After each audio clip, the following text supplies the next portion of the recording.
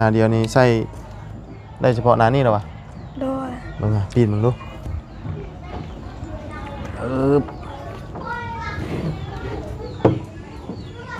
อ๋อเป็นบ้านหน้าเดียวเนาะพอเสียงบ่แกมาโดย14 ใบเนาะเมื่อยแน่ได้โดยก็บ่เป็นอย่างแห่งม่วนบ่มีทางทีมงานนี่แล้วเฮาสิเงียบเงากว่านี้อีกแต่ว่าเฮาหิวข้าวเฮาก็เลยบ่มีแฮงเว้าแน่กันบางมื้อเฮากินข้าวตอนเที่ยงแล้วก็แล้วร้านนี้หั่นคอยหันลืมกินก็เลยเมื่อยแน่มื้อนี้โดยก็เลยเฮ็ดให้หิว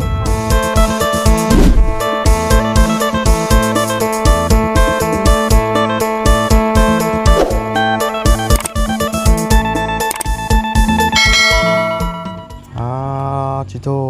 เนาะถือว่าจวดจ้าดอยู่ได้พี่น้องเลยเนาะที่แรกว่าบุญคิดว่าเพิ่นสิขึ้นฟังนี้ก่อนเนาะขึ้นฟังนั้นน่าจะเร็วแล้วพี่น้องเลยมื้ออื่นนี่สงสัยน่าจะปิดจ็อบเนาะมื้อนี้ก็ยังแล้วไปเลยทางนี้เนาะบ่เกิน 3-4 มื้อแล้วพี่น้องเลยเนาะขาดไว้เพื่อเก็บรายละเอียดบ่นั้นบ่นี้เนาะหลังจากใส่ฟ้าแล้วนะพี่น้อยเนาะก็ติดบานเนี่ยเกินมือนึงเนาะอาจจะพอมือก็ได้ติดบานเนาะเพราะว่าเรือบริลายเนาะเพราะว่าบานประตูตั้งมาเสียงเนาะได้นำมาแล้วพี่น้องเลยเอาสบายดีเด้อสบายดีและสวัสดีพี่น้องเบิดสุขสุขคนเนาะถือว่ามาเบิ่งตอนคนปล่อยปลายพี่น้องเนาะเพื่อนคือเก่าพี่น้องเนาะเป็นจังไดโอ้ไม่ใช่ล่ะถือว่ายังหลายอยู่เนาะหลายตับอยู่ยังอยู่ข้างหน้ายังเหลือแต่ข้างในติเนาะอ๋อเนาะนี่เบิ่งพี่น้องเลยยางมึงรอบๆก่อนโอ้หน่อไม้แล้วก็ปรุงออกตลอดเลยนี่ปรุงออกตลอดอยู่เนาะแกงไปน้ำนี่นอนี่ไปแล้วนี่โมเห็นเลยเป็นกลางมีบ่อเนาะโอ้เบิ่งทางนี้ก่อนแล้วบ่เรียบร้อยจวดดีๆนี่เนาะปิดจอบแล้วทางนี้นะเรียบร้อยพี่น้องเลยไว้ดีเนาะมืออื่นแล้วได้มืออื่นนี่เนาะกินยังหมักชาลีจีหอมกุ้งพี่น้องชาลีจีนึงหอมเลยชาลีเฮาจีอันนี้เนาะโดยเพิ่นหากระกับนี่บ่สร้างนะโดยเพิ่นเฮ็ดทั้งนี้ก่อนเนาะโดยคิดว่าเพิ่นสิขึ้นทั้งนั้นก่อนนะถือว่าจวดอยู่พี่น้องเลยยังเหลือแต่มองกั้นห้องกับข้างนั่นมานี่เนาะโดยถือว่ามื้ออื่นนะน่าจะแล้วพี่น้องเลยมื้อนี้ถือว่าแล้ว2ฟังเนาะโดยเป็นจังได๋งามบ่บัดนี้งามแฮงเนาะโดยตอนนั้นเป็นยังไงคือเป็นเจาะยังตอนนั้นจะบูฮูคือกันฮะคอยบูฮูคือกันมันวิดหัวน็อตบ่โดยอ๋อตัวนี้หัวน็อตอันน้ำเสาได้เนาะโดยโอ้ตัวนี้บ่วิดตัวนี้เนาะมันเลยเป็นปูรูอยู่แต่เก่ามันคือวิดบ่เนาะตัววิดหน่อยนึงเนาะแต่กับบ่เป็นยังเนาะประมาณสิหัวน็อตมันโผล่เอาเนาะช่วงค่ำช่วงแรงเอาบานได้จากบานสรุปแล้ว14 ใบโดยใบละ250,000เนาะโดยบานหน่อยเป็นหน้าเดียวบ่คือ2หน้าหน้าเดียวนี่ใส่ได้เฉพาะหน้านี้หรอวะโดย มึงอ่ะปีนมึงดู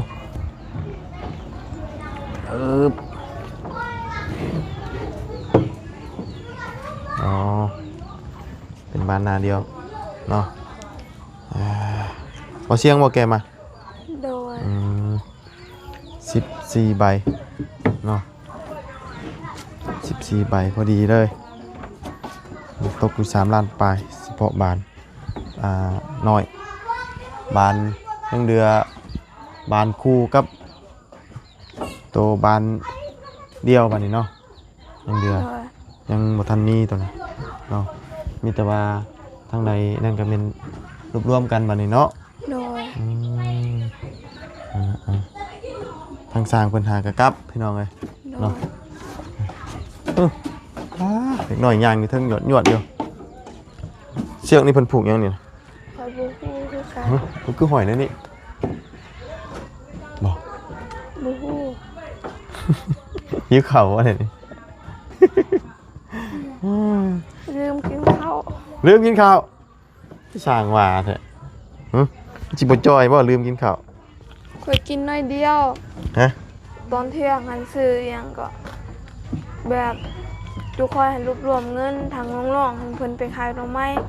พอดีได้100,000แล้วทางคอยไปซื้อเศษส่วน แล้วก็ปันกันกินปันให้ทางพ่อซากนำแน่แล้วก็คนอยู่ในบ้านแล้วก็กินน้อยเดียวพอดีทางดุอ้ายๆเขามานำแล้วก็บ่อยากหั้นนะก็เลยเข้ามาถ่ายคลิปแล้ววันนี้ยังบ่ทันอยากเข้าก็เลยซึ่งแรงๆก็เลยเห็นให้หิวข้าวนำแน่ หิวบานนี่ โด เอย เหียนบักกะรีอยู่เนาะ แต่ต้มหม้อจังแค่นั้นน่ะ หมอหน่อไม้ ให้ไปหา น้อง น้องเนาะ โดย น้ำไม่ไรบ่ โอ้โหคือกันบ่ยังบ่ได้ไปเบิ่ง โดยแต่ว่าน้องเนาะ โดย น้องไปหาอุ้ยแมงยุงเย่งดีดน้องดูเลขแมงหมาจักมื้อนี้เนาะเลขบ่ได้วันเสาร์มื้อนี้ บอกว่าเห็นอีหยังก็ว่าสิเลขเบิ่ง เอ้าคิดเป็นเลขบ่ได้เดี๋ยวนี้นะอยากรวยทางรัฐเป็นบ่คนแถวบ้านเพิ่นถูกผ่านนี่บ่แม่นแถวบ้านเนาะแถวบ้านจานลาว คือเลข ถูก อะไร 800 ล้านถูกเมื่อคืนนี่ ถึงเมื่อคืนนี้วัฒนาเขา 800 ล้านเนาะนี่แหละนี่เจ้าก็ถึก100 ล้านเจ้ากัน โดย เจ้าก็ถึก100 ล้านตายไปได้นี่นะ น้อยแม่กว่าฮันอีก เพราะว่านี่ก็ถึกเลขคือกันได้นี่ โด นะ ย เนาะซ้ำถึกเลขแล้วนี่ฉันก็บ่ได้ได้นี่นะคำหาเองก็คือฮู้นะจักยามใดเพื่อสิได้เนาะ โดย แล้วอันนี้เนี่ยบัดนี้ยังสิยกมาอยู่บ่อยู่ว่านี่ได้ บ่ยกแล้ว บ่ยกบ่ป้าหันเนาะ โดย ป้าหันก็ได้บ่เป็นหยัง โดย เอาก็เอาไว้หนึ่งคำมีแต่ว่าเจ้าเห็ดทางนี้เจาะทางขึ้นทางนี้คำว่าเห็ดเกินครัวนะเนาะเห็ดขึ้นทางนี้ โดยขึ้นทางนี้ก็ได้ มันจะง่ายได้เห็ดเอาบันไดมากายทางนี้ โด จั ย งสบายเป็นเกินครัวบ่ใหญ่มันก็ได้เห็ดกินเห็ดอยู่กินมันจังสบายเอาขึ้นทางนี้ได้เนาะ โดย บ่ใหญ่มาพี่ก็ได้ สมมติว่ามีเงินน่ะห้องน้ำทางนี้เนาะ โดย ห้องน้ำก็ได้ทางนี้ห้องน้ำห้องในบางทีเงินกว่าเพราะว่าทางนี้มันเป็นทางข้างเฮือนเนี่ยเอาไว้หันถือว่าโอเคแล้วเนาะบานถือว่าได้แต่บานน้อยพี่น้องเนาะเพราะว่าบานใหญ่เงินยังบ่พอมีแต่ว่ารวบรวมกันอีกครั้งหนึ่งก่อนเนาะได้ทีละอย่างเนาะได้จำมีไม่สลายังเหลือจะตับก็ ลืมแล้ว พออยู่ดีเนาะ บ่พอ ฮะ บ่พอ เป็นไรเลย ค่อยว่า สร้างเบ้าๆนะฮะ ค่อยเบาเอง บอกแต่ว่าก็ยัง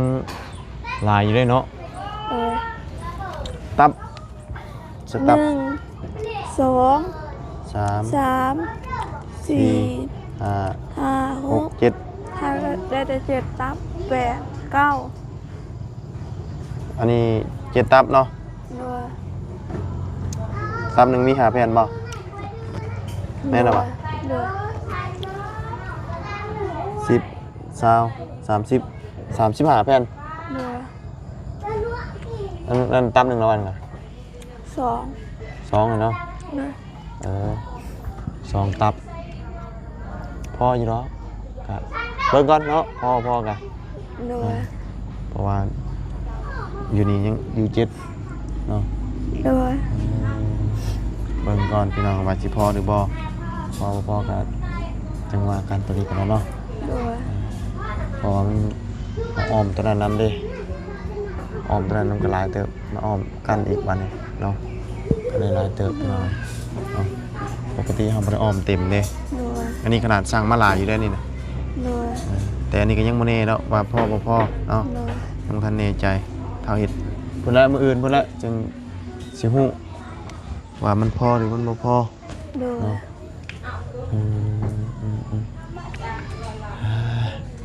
กินหน่อไม้นี่บ่กินแรงมื้อนี่ โดยกินมาม่า เบิดแต่ว่าของอยู่ของกิน เบิด เบิดอะไร โดย คือว่านะอยู่กันหลายคนแถวนี้มันแบ่งปันกันกินเนาะได้อย่างมากกับปันกันกินเบิดทั้งครอบครัวระบาวครอบครัวระบาวทั้งนี้กินเลย โดย เนาะบ่ได้กินผู้เดียวเด้ โดย มันก็เลยเบิดไว โดย เมื่อยบ่หรือเป็นได้ใด หิวข้าว ฮะ หิวข้าว หิวข้าว โอ้ยเนาะแต่กระบะเราหิวข้าว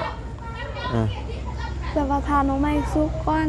ยังมาชุกบ่ โดย อืมยังบ่ทันจืดจ้ะ โดย หากระต้มบ่ โดย แต่ว่าเขาอีกอย่างหนึ่งแล้ว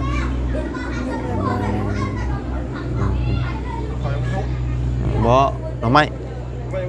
หน่อไม้ยังบ่ทันจืดหาหน่อไม้จืดก่อนเนาะ โดย ก็เลยกินปลาคิริถ่า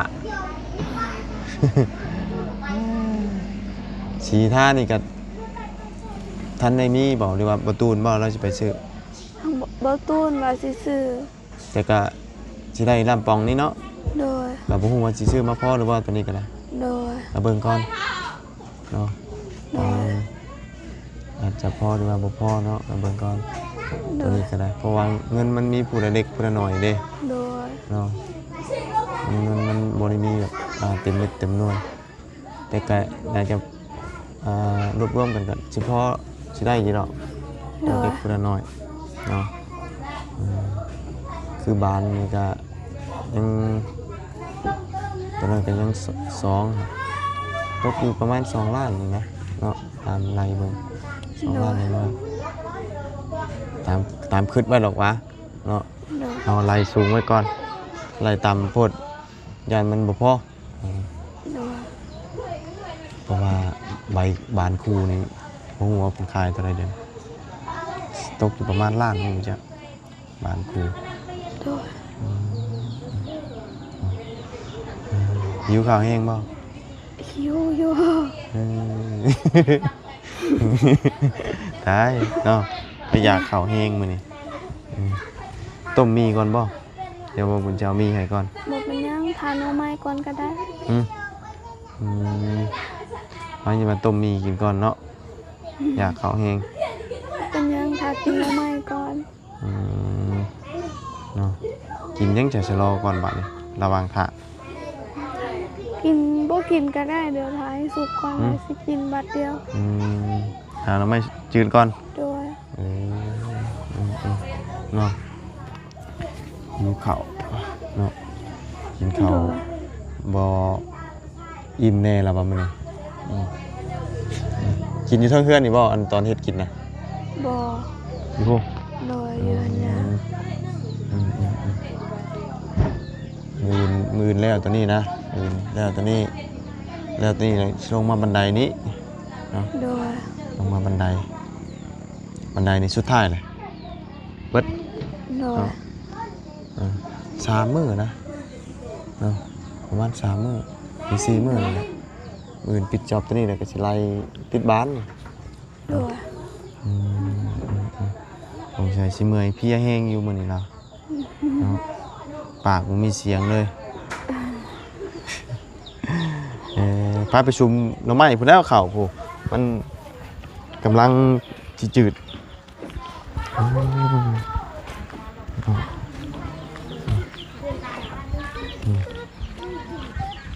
คือต้มบ่เบิดนี่นะ ตัวหั่นเขาจะเอามาตามหลัง ฮะ เสีย นี่ใครจะห่อข้าวสิไปกินนี่ฮะ บ่ฮู้คือกัน นี่น้ำจนบกไปหึง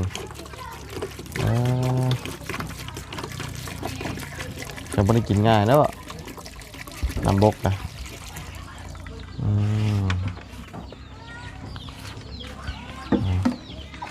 กำลังต้มหน่อไม้เนาะ โดย ฝนตกหากระเซ้าพี่น้องเลยเนาะเศร้าตกเศร้าอยู่ โดย ตกเนี่ยเศร้าเนี่ย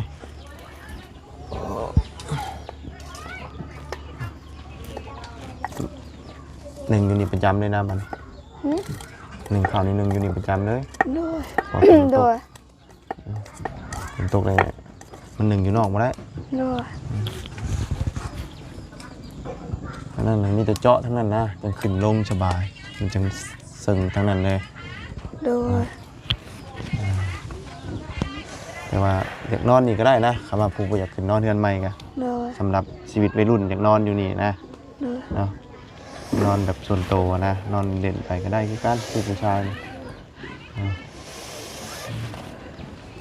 เปล่า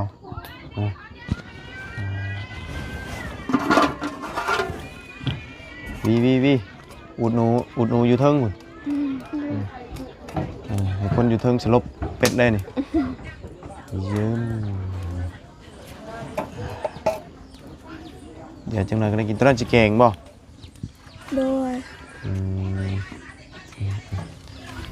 ไม่มาต้มอย่างน้ำใหม่ช่วงนี้ลายเนาะ โดย ตัวกระเพาะได้นี่อยากเข่าแห้งๆเขามากินเนี่ยบิดท้องบิดใส่ป้อไก่ขึ้นนอนแต่เว้นแท้ โดย ไก่เจ้าบ่ตัวน่ะ โดย สงสัยชิมือแห้งดีพี่น้องมือจนบ่ตอบโต้เลยเนาะ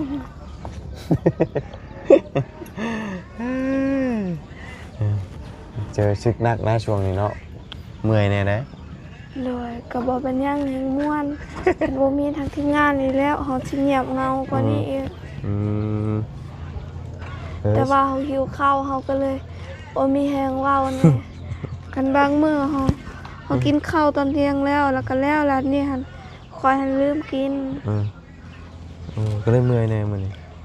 โดยก็เลยเฮ็ดให้หิวข้าวก็เลยเฮ็ดให้ตามืดนี่ คล้ายจะเป็นลม เพราะแบบตาเฮานี่คันเฮาแบบเฮาก้มจังซี่แล้วมันสิตาให้สิมืดๆนี่ เงาไงมันวิน โดย บุกคล้ายๆเขานั่งโดนในลูกมาเดียว โดย ข้อไก่ไปจ้ะนะของเจ้าบอก ไกลทางนาบาวคอย อันนั้นข้อหมูบอก บ่แม่น ข้องกะ ว่าสิเลี้ยงตัวเป็ดแต่ว่าตายเบิด ตะกี้นะข้อหมูบอก บ่แม่นขอกเป็ด ข้อเป็ดไปเลย โดย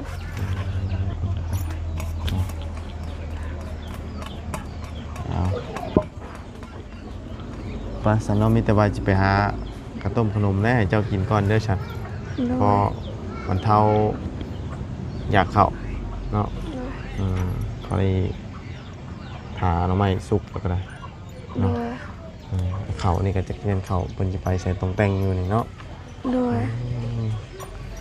ฝนตกสิไปหาก้านกบมาแล้วมาเลย บ่มี มันมีวะ โดย ตะกะแตนเนี่ย บ่มีเพื่อน ตะกะแตนช่วงนี้มันกำลังไข่นะ ใครแต่บ่มี ปกติไปก้านเนี่ยจะไปก้านตะกะแตน บ่เคยไปกาย เคยก้านตะเคียน เคยกันแต่เขียดแต่กี้เคยอยู่แต่ว่าเดี๋ยวนี้หันบ่มีก็เลยว่าบ่ได้ไปแต่กี้หันอยู่ในกกไม้นี่ก็มีแบบเฮาสั่นกกไม้เพิ่นก็ตกออกมา ดอยพวกนี้บ่ค่อยมีเนาะ โดย ไปสมาพี่ก่อนมาโอ้ยยันเราเป็นลมตึมนะพี่น้องเลยเมื่อยแน่เอามือนี่เมื่อยอดเอานี่เฮือนงามเลยนี่ไอ้เฮือนงามเลยเอา ไก่จะได้ขึ้นอยู่ขึ้นนอนนะเจ้าน่ะนอนอยู่ลุมบ่เจ้าน่ะ โดย ฮะ โดยนอนอยู่ตารางเรือนเนี่ย กับไผ กับยาคอยแล้วก็ลูกของนาบ่าว 3 คนมานอนอยู่ตาราง หลายคน นอนตารางหลายคนอีกอยู่ โดยประมาณ 4-5 คน เนาะมาเอา ขอบใจ เอา เด้อ กินก่อนนี่ได้สั่นเอาอยากเอาเอาจะเป็นลมล่ะเป็นลมตึ้มเลยเอากินพ่อมันเท่าหิวยังได้สั่นและสร้างเพิ่นกะกลับแล้วมื้อนี้เนาะ โดย แต่ว่ามื้ออื่นพี่น้องเอ้ยน่าจะแล้วเนาะบ่แล้วก็จักหน่อยละขึ้นทางนี้แล้วก็ขึ้นทางนั้นก็บ่เฮิงเนาะเพิ่นสิเอาทางข้างก่อนเดี๋ยวจังได๋แล้วก็เราแอดอีกเนาะมื้ออื่นตะลุมตารางก็ยังสิได้เทพื้นอยู่จักเพิ่นสิเทขึ้นระดับใดรถใหญ่เพิ่นขึ้นมาได้บ่เนี่ยเนาะมาส่งให้ของทายบ่ค่าบ่เนาะแถวนี้บ่ค่าเนาะ โดย ฝนตกสิได้อยู่เนาะแต่ว่าให้แล้วต้องมีตอนเนาะ โดย เอากินจ้ะมีแต่ว่าบุญสิออกก่อนเด้อซั่นเด้อ โดย บ่ไหวแล้วยุ่งหลาย ขอบคุณทางบอกคุณเด้อและทาง FC น้ำที่เขามารับชมคลิปนี้แต่ก็ขอให้เดินทางปลอดภัยขอเจ้าพร โอ้ยไปนะขอไม้ก่อนกินพอมีแฮงเนาะคุมหมอน้ำไม้ใช่บัดนี้โอ้ไปสักพี่น้องเนาะมีแต่ว่าพุ่นละมื้ออื่นเนาะมานี่แหละพี่น้องเอ้ยเบิ่งนํกันอีกไปเรื่อยๆยาวๆเนาะในระหว่างสร้างเพิ่นอยู่เฮ็ดนี่แหละพี่น้องเนาะไปซะจังได๋ก็ลำลาแล้วไปเจอกันใหม่พี่น้องเนาะไปแล้วสบายดีเด้อ